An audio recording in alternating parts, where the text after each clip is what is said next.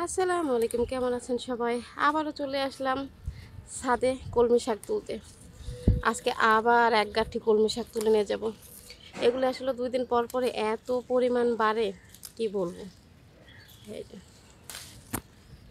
ছাদের প্রত্যেকটা পাশে কলমি শাক, আলু শাক, কিছুদিন পরে আলু শাকও তোলা যাবে। এই যে অনেক আলু শাক হয়েছে, এই যে আলু শাকও হয়েছে।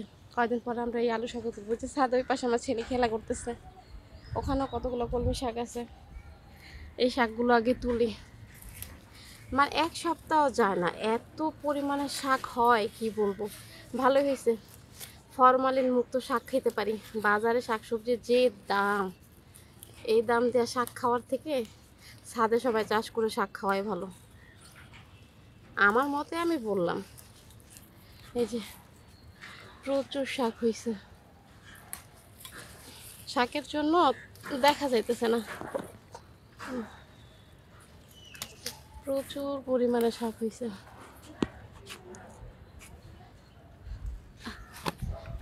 তুমি কি করতেছো? খেলতেছো? এই যে দেখেন আমাদের কাঁচামরিচ গাছ, প্রচুর কাঁচামরিচ হয়েছে। এই যে দেখেন কাঁচামরিচের বাম্পার ফলন, এক একটা কাঁচামরিচ কি সুন্দর। ওই যে পেঁপে, একটা পেঁপে তো পেকেও গেছে। এই যে এখানে নতুন করে আবার পেঁপে ধরতেছে। যাই হোক, শাক তুলতে আসছি, শাক তুলি। কলমি শাকটা আমার অনেক প্রিয়, সব সময় খাওয়া হয়, না খেয়ে যাবো বা কোথায়। ছাদে যে চাষ করি প্রচুর হয়।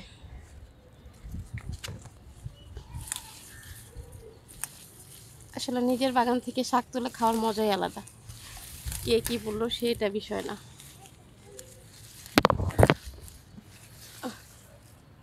এই যে দেখেন প্রচুর শাক হয়েছে।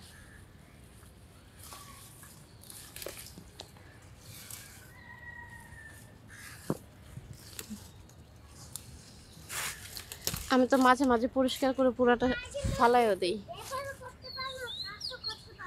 হ্যাঁ, তুমি কি করতেছো?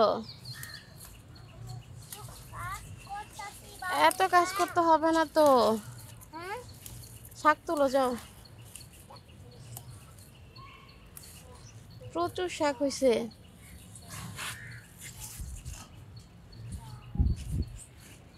এই যে এখান থেকে শাক তোলা শেষ, চলো ওখানে গিয়ে শাক তুলি। আরো কিছু নেই, কাঁচামরিচ হয়েছে অনেক।